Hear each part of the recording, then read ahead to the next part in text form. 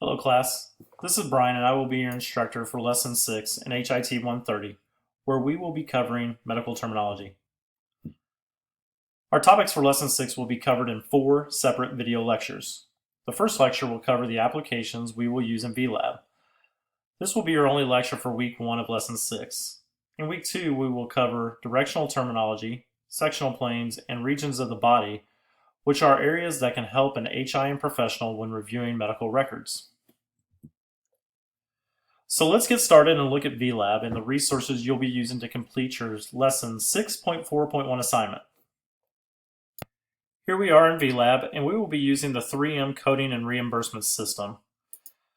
From here, you're going to click the drop down. If you need the login credentials, click on VLab Login Credentials, which will give you your username and password.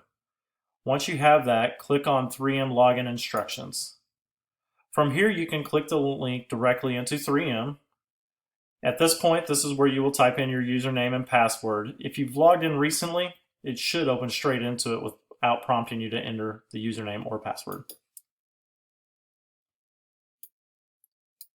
Once the encoder is open, you will click on the icon that looks like a stack of books, as this is where the resources are located. From there, you are going to click on Dorland's Medical Dictionary.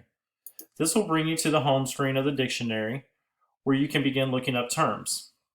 This is where you'll need to go to complete your assignment for Week 1 of Lesson 6. Before you get started, let's have a quick refresher on basic parts of medical words. Do you remember the 4 basic parts that medical terms have at least 2 or more of?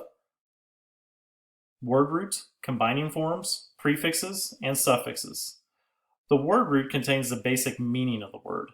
For example, cardi means heart.